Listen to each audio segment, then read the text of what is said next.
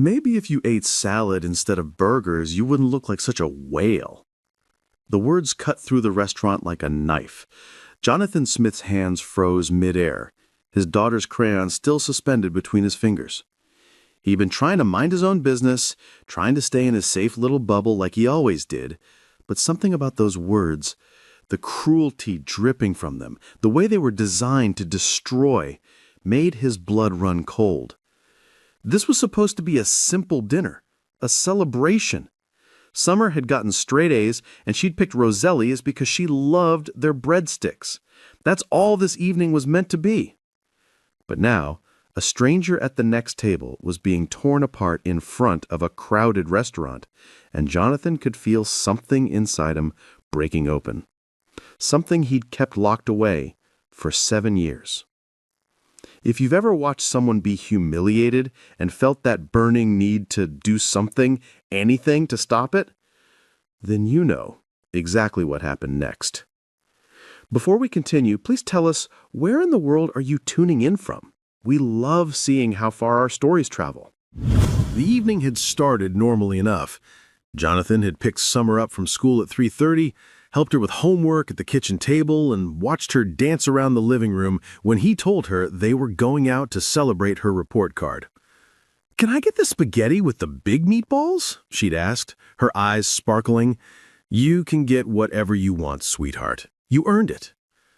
Now they sat by the window at Roselli's, soft lighting casting a warm glow over the wooden tables and the rich smell of garlic bread filling the air.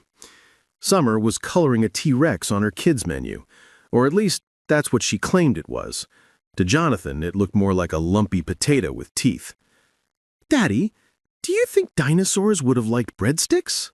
Summer asked, completely serious. "I think dinosaurs would have loved breadsticks." This was his world. This right here. Work, summer, and quiet evenings where nothing unexpected happened, nothing that could hurt them. Movement caught his eye, the hostess leading a woman to the table beside them. She was in her early 30s, larger-bodied, with soft blonde hair pulled back in a ponytail. She wore a beige dress that looked carefully chosen, and her hands fidgeted with her napkin as she settled into her chair. There was something gentle about her face, something kind in her eyes, even though they carried a weight of nervousness. Jonathan looked away quickly. Not his business. He had enough to manage in his own life. Summer kept coloring, humming a song from school. 10 minutes passed. The woman, still alone, kept glancing at the door, smoothing down her dress, checking her phone. Then a man arrived. Tall, lean, expensive button-down shirt. The kind of guy who walked with the confidence of someone who'd never been told no. He spotted the woman and approached her table, and even from where Jonathan sat, he could see the immediate shift in the man's expression. Disappointment. No, worse than that. Disgust. Jonathan's jaw tightened. He tried to focus on Summer's drawing, but the tables were close, and the restaurant's gentle music wasn't enough to drown out what happened next. "You must be Chloe," the man said, his voice flat as he sat down. "Anna mentioned she was setting us up." "Yes, hi." The woman, Chloe, sounded nervous but hopeful, like she was trying to make the best of an already awkward moment. "It's nice to finally meet you. Anna's told me so much about—" "Listen," the man cut her off, and something about his tone made Jonathan's hands clench under the table. Jonathan glanced over despite himself. Summer was still oblivious, adding purple spikes to her dinosaur. "I'm sorry, but this can't work." The man's voice was loud enough now that nearby tables were beginning to notice. "I can't be with someone who's twice my size. Anna never told me you were this big." Jonathan watched Chloe's face crumble, watched her eyes go wide with humiliation, watched the hope drain out of her like someone had pulled a plug. The man stood up, and Jonathan felt his pulse quicken. This couldn't be happening. Not here, not in front of everyone. "And you know," the man stretched out the words, his face scrunching up in disgust, maybe if you ate salad instead of burgers, you wouldn't look like such a whale." That was it. Jonathan was on his feet before he'd made a conscious decision to move. 7 years of playing it safe, of hiding, of protecting himself from the world, all of it shattered in an instant. That's enough. His voice came out low and dangerous, surprising even himself. The man turned, eyebrows raised in annoyance. "Excuse me?" I said, "That's enough." Jonathan stepped closer, and he felt something unlock inside his chest. Something that had been dormant for too long. You don't get to talk to another human being like that. This is none of your business, buddy. You made it everyone's business when you decided to humiliate her in a crowded restaurant. Jonathan's voice remained steady, but there was steel running through every word. What kind of person does that? What kind of coward tears someone down just to make themselves feel bigger? The man's face reddened. Look, I'm just being honest. No, you're being cruel. There's a difference. She had the courage to show up here, to be vulnerable, to give someone a chance. All you had to bring was basic human decency, and you couldn't even manage that. The commotion had drawn the attention of other diners now.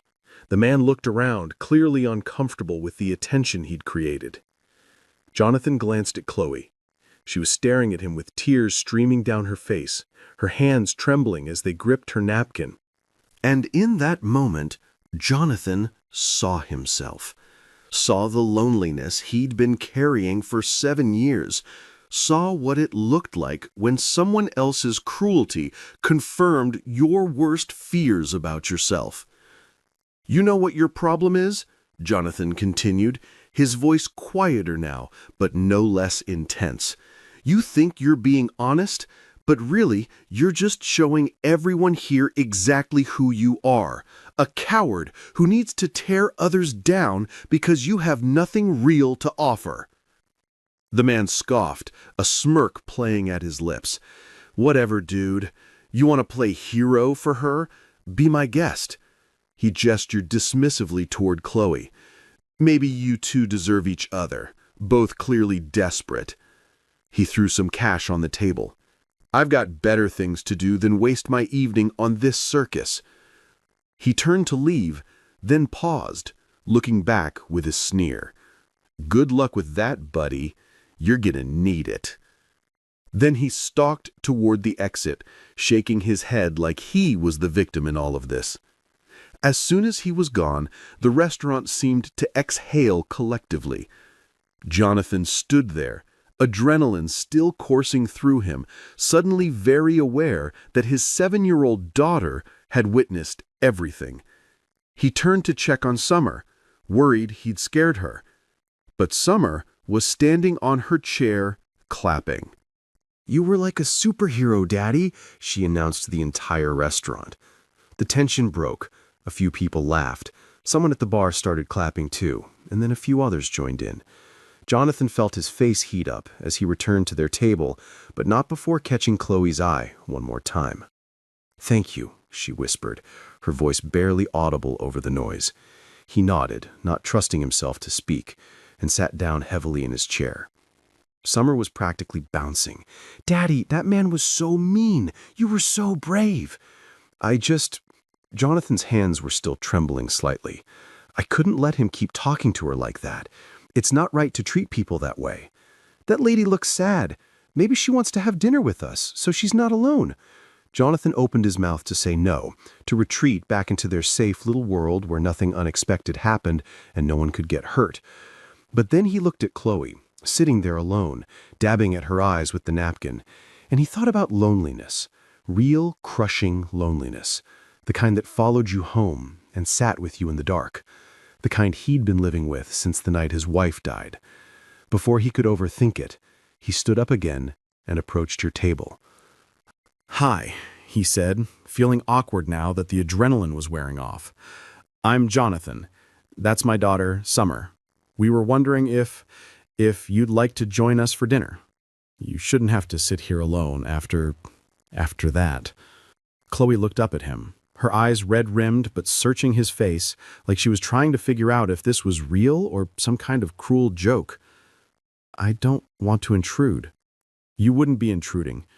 Summer suggested it, actually. Jonathan offered a small, genuine smile. She's 7 and apparently has better social skills than I do. A tiny laugh escaped Chloe despite her tears. Summer waved enthusiastically from their table. "Okay," Chloe said finally, her voice small. "Thank you." That dinner changed everything.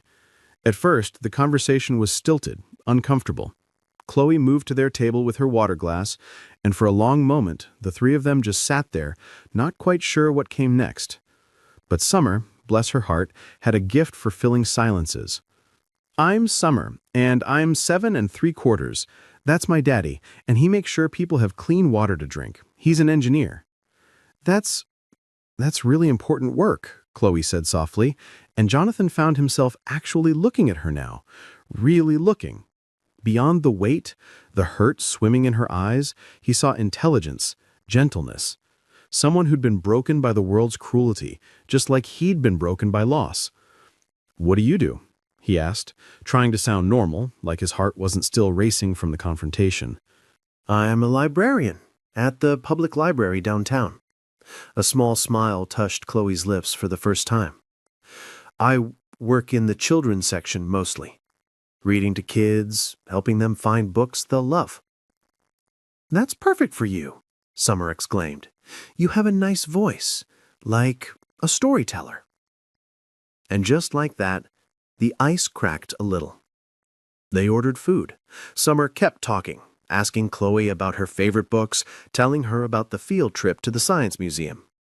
Jonathan watched the two of them interact, and something in his chest loosened, something that had been tight for a very long time. As the evening wore on, the conversation deepened. Summer colored while the adults talked, and Jonathan found himself sharing things he hadn't spoken about in years. "Summer's mother died 7 years ago," he said quietly, aware of his daughter's presence, but knowing she'd heard this story before. "During childbirth, there were complications, internal hemorrhaging they couldn't stop fast enough."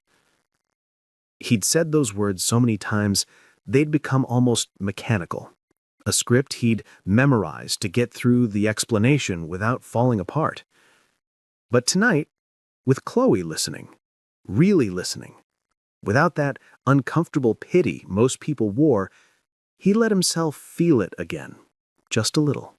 "I'm so sorry," Chloe said, and her voice carried real understanding. "It's been 7 years. Summer never got to know her mother, but I tell her stories, show her pictures." Jonathan glanced at his daughter, who was now drawing what appeared to be a library. "For a long time I just existed, went to work, came home, took care of Summer, built walls around myself because it was easier than risking that kind of pain again." Chloe nodded slowly. "I understand that more than you know." "Yeah?" She pushed pasta around her plate, her eyes distant.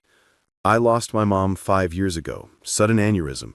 One day she was fine, the next day she was just gone. And my dad," her voice cracked slightly, "he checked out after that, emotionally I mean. Eventually moved to the West Coast. We barely talk now." "I'm sorry," Jonathan said, meaning it. "I had no siblings, no one to share the grief with, so She paused, seeming to decide whether to continue. "I turned to food. It became my comfort, my coping mechanism. Whenever I felt sad or lonely or scared, I'd eat. And I didn't know how to stop.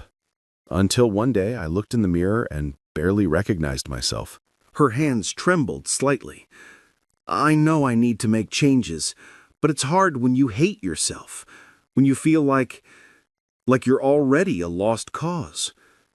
Jonathan felt something shift in his chest. This woman, this stranger who'd been so cruelly rejected just an hour ago, was one of the bravest people he'd ever met. She was sitting here, vulnerable and honest, despite every reason to hide. "You're not a lost cause," he heard himself say, his voice firm. "You're just hurting. There's a difference." Their eyes met across the table, and in that moment, Jonathan felt something he hadn't felt in 7 years. Recognition, like looking into a mirror and seeing someone who understood what it meant to be broken and still trying to survive. "Thank you," Chloe whispered. for standing up for me, for this. No one's ever... She didn't finish, but she didn't need to. Summer looked up from her drawing. Chloe, do you want to come to my art show at school next week? We're displaying our projects in the cafeteria.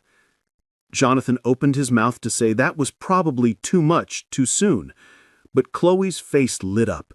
I'd love to, she said. And that's how it started. Over the following weeks, Jonathan found himself thinking about Chloe constantly. He'd gotten her number that night, ostensibly so Summer could text her about the art show, but really because he couldn't bear the thought of letting her disappear from his life. Couldn't bear the thought of her going back to that crushing loneliness he recognized so well. They started meeting for coffee on Saturday mornings, then lunch during his work breaks, then weekend outings with Summer, who'd taken to Chloe immediately, like she'd been waiting her whole life for another adult to love. Slowly, carefully, Jonathan felt his walls coming down. Chloe made him laugh, really laugh, for the first time in years. Not the polite chuckles he gave at work or the smiles he wore for Summer's sake, but genuine, deep-in-your-belly laughter that left him breathless. She listened when he talked about his late wife without that uncomfortable pity most people wore. She understood that grief wasn't a problem to be solved or a phase to move past. It was just part of him now, woven into who he was. And she understood loss, real, crushing, life-altering loss. Jonathan started accepting invitations from his colleagues, started showing up to Summer's school events and actually talking to other parents instead of hovering by the exits. Started living instead of just existing. But it was Chloe's transformation that struck him most.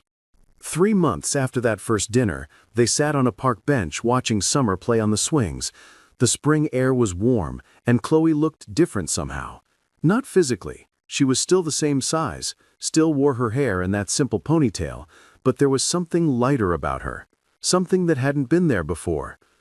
I started seeing a therapist, she said, her eyes following Summer's arc through the air. About emotional eating, about using food to cope with feelings instead of actually feeling them. That's really brave, Jonathan said, meaning it. I'm also joining a gentle yoga class. She turned to look at him, and there was a vulnerability in her eyes that made his heart ache. Not because I hate my body, not because I'm trying to become someone else, but because I want to feel stronger. I want to have the energy to live my life fully, a real life, not just existing. Jonathan understood that more than she knew. You know what's funny? Chloe continued, a soft smile playing at her lips. I spent so many years thinking I needed to change my body to be worthy of love, to be worthy of respect. But you and Summer, her voice cracked slightly, you've shown me that I am enough exactly as I am, that my worth isn't measured by a number on a scale. Jonathan felt something unlock in his chest, something he'd been holding on to without realizing it. Chloe, He struggled to find words, this man who'd been emotionally closed off for so long. You've changed something in me. You and Summer have given me a reason to live again, not just survive. You've shown me that it's okay to be vulnerable, that it's okay to let someone in, even when you're terrified. You did the same for me, she whispered, reaching for his hand. That night, when you stood up for me, no one had ever done that before. You made me feel like I mattered, like I was worth defending, worth knowing. You are worth it, he said firmly, squeezing her hand. You're worth everything. On the swing set, Summer called out, Daddy, Chloe, watch how high I can go. They both turned, smiling, and Jonathan realized with startling clarity that he was falling in love with this woman. This brave, gentle, wounded woman who'd somehow found a way to bloom despite everything trying to crush her. Sometimes the smallest act of kindness changes everything. If this story is touching you, hit that like button and let us know you're here with us. 6 months later, Jonathan stood in his kitchen making breakfast while Summer set a table for their weekly Saturday brunch. It had become their tradition. Chloe would arrive at 10, and they'd spend the morning cooking together, eating too much, and then either going to the park or curling up on the couch for a movie marathon. Simple, ordinary moments that made life feel extraordinary. Chloe had continued her therapy sessions. She'd stopped using food as an emotional crutch and learned to actually sit with her feelings, to process them instead of burying them under layers of comfort eating. She'd started a book club at the library that had become wildly popular, giving her a community of people who valued her mind and her heart. She was still the same size, still beautifully herself, but she carried herself differently now, with confidence, with the quiet dignity of someone who'd fought hard for her own worth and won. And Jonathan had changed too. He'd opened his heart again, let people in beyond just his daughter. He'd gone out for drinks with colleagues. He'd hosted a barbecue in his backyard. He'd stopped hiding from life. The doorbell rang, and Summer raced to answer it. "Chloe!" she shrieked, launching herself into the woman's arms. Jonathan watched them embrace, his heart so full it almost hurt. Chloe had become part of their family, part of their healing. She'd helped Summer process feelings about the mother she never knew. She'd helped Jonathan forgive himself for surviving when his wife hadn't. That evening, after dinner, when Summer had gone upstairs to brush her teeth, Jonathan led Chloe out to the front porch. The evening air was warm, carrying the scent of freshly cut grass and honeysuckle from the neighbor's garden. They sat on the porch swing, the gentle creak of the chains the only sound between them. Chloe leaned against his shoulder, her fingers intertwined with his. "This is nice," she murmured. "Peaceful." Jonathan's heart was hammering. He'd been carrying the ring in his pocket for 2 weeks, waiting for the right moment. And now sitting here in the golden light of sunset with this woman who'd brought color back into his gray world, he knew there would never be a more perfect time. "Chloe," he began, his voice softer than usual. "7 months ago, I was just existing, going through the motions. I'd convinced myself that was enough, that it was all I deserved after losing my wife." She lifted her head to look at him, her eyes searching his face. "But then I saw you in that restaurant, and I saw someone else who was hurting, someone else who'd been told they weren't enough, and something in me just woke up." His thumb traced circles on the back of her hand. "You didn't just change my life, Chloe. You saved it. You reminded me what it means to feel again, to laugh, to hope." Tears were already forming in her eyes. "You showed Summer what it looks like when someone loves you for exactly who you are. And you taught me that it's okay to be vulnerable, to let someone in, even when you're terrified it might break you again." He slid off the swing and onto one knee, and Chloe's hands flew to her mouth, a small gasp escaping. "I don't have a fancy speech prepared," Jonathan said, his voice thick with emotion, as he opened the small velvet box. "But I know that I want to spend the rest of my life making you feel as valued and loved as you've made me feel. I want to be the person who reminds you every single day that you are extraordinary, just as you are." The ring caught the fading sunlight, a simple band with a modest diamond, nothing extravagant, but chosen with care. "Chloe Williams, will you marry me?" She couldn't speak. Tears streamed down her face as she nodded frantically, then finally found her voice. "Yes," she whispered. "Yes, Jonathan, 1,000 times yes." He slipped the ring onto her finger and stood, pulling her into his arms. They held each other as the last rays of sunlight painted the sky in shades of pink and gold. Two broken people who'd found a way to be whole, together. From the upstairs window, Summer pressed her face against the glass, grinning from ear to ear. She'd known Daddy was going to propose. He'd asked her permission first, after all. And she couldn't have been happier. 6 months later, on a perfect autumn day, they got married. The ceremony was small and intimate, held in the same park where Jonathan and Chloe had spent countless afternoons watching Summer play. White chairs were arranged in neat rows on the grass, and string lights had been hung between the trees, waiting to twinkle as evening fell. Summer was the flower girl, wearing a lavender dress she'd picked out herself, carrying a basket of wild flowers and rose petals. She took her job very seriously, walking down the aisle with careful, measured steps, scattering petals like precious gems. When Chloe appeared at the end of the aisle on the arm of her uncle, the only family member who'd made the effort to stay in her life, Jonathan felt his breath catch. She wore a simple ivory dress that made her look radiant. But it was her face that made his heart swell. She was glowing, confident, happy in a way that had nothing to do with anyone's approval but her own. As she reached him, he took her hands and they spoke their vows under the open sky. "I promise to be your safe place," he said, his voice steady despite the emotion welling in his chest, "to remind you of your worth on the days you forget, to choose you every single day for the rest of my life." Chloe's voice trembled but held strong.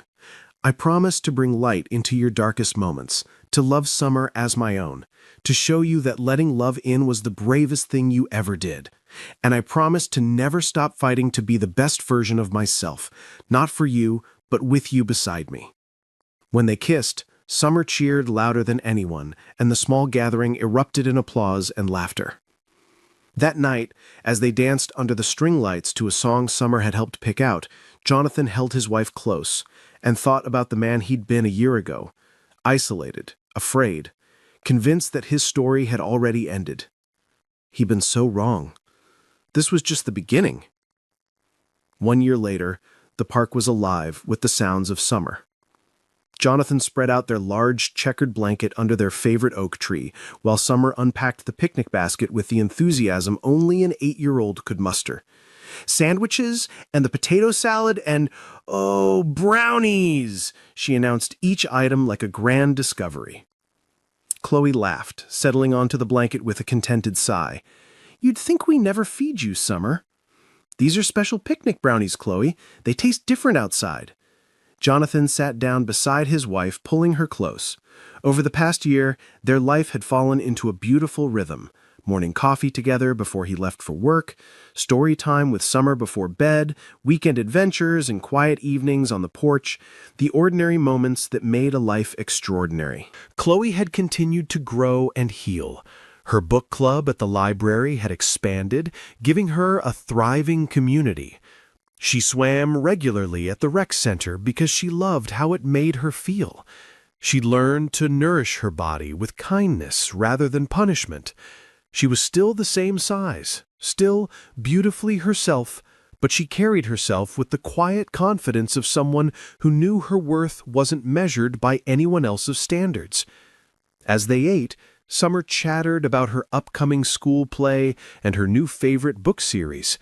Jonathan watched his daughter and his wife together, his heart so full it almost hurt. Then Chloe reached over and took his hand, her fingers trembling slightly. "John," she said softly, and something in her tone made him turn to her fully. "I have something to tell you, something I found out yesterday." Jonathan's heart started to race. "What is it?" She glanced at Summer, then back at him, and placed his hand gently on her stomach. "We're going to have a baby." The world seemed to stop. Jonathan stared at her, his mind struggling to process the words. A baby. They were going to have a baby. Are you serious?" His voice came out as barely a whisper. Chloe nodded, tears spilling down her cheeks. "I'm serious, John. We're pregnant." Summer, who had been listening after all, dropped her sandwich. "I'm going to be a big sister?" "You're going to be a big sister," Chloe confirmed, laughing through her tears. Summer launched herself at Chloe, wrapping her arms around her middle. "This is the best day ever." Jonathan pulled them both into his arms, his own eyes burning with tears he didn't bother to hide. He held his family, his whole, beautiful, unexpected family, and felt something he hadn't felt in over 8 years. Complete and utter joy. "I love you," he whispered into Chloe's hair. "I love you so much." "I love you too," she whispered back. "Both of you. All of us." They stayed like that for a long moment, wrapped in each other's arms under the oak tree, the summer sun warm on their faces. And Summer pulled back, her face serious. "Can we name the baby something cool, like Rainbow or Storm?" Jonathan and Chloe burst out laughing, and Summer grinned, pleased with herself. As the afternoon stretched on, they played frisbee and ate brownies and watched clouds drift across the perfect blue sky. And when the sun began to set, painting everything in shades of amber and rose, they packed up their picnic and headed home together. Home. That's what they'd built. Not just a house, but a home filled with laughter and love and second chances. Jonathan glanced back at the park one last time, thinking about that night in the restaurant, about the choice to stand up, to speak out, to offer kindness to a stranger who was hurting. One moment, one choice, and it had changed everything. He reached for Chloe's hand, and she squeezed back, their fingers intertwined as Summer skipped ahead of them, singing a made-up song about being the best big sister in the whole wide world. And Jonathan smiled, knowing that whatever the future held, they would face it together. Friends, if this story touched your heart the way it touched mine, if it reminded you of the power we all have to change someone's life with a simple act of kindness, please don't just watch and walk away. Hit that subscribe button and join our Soul Live Stories family for more stories that restore your faith in humanity. Share this story with someone who needs to remember that kindness is never wasted. And drop a comment below. Tell us what moment hit you the hardest. We read every single one. Until next time, keep lifting souls, keep spreading kindness, keep believing in second chances.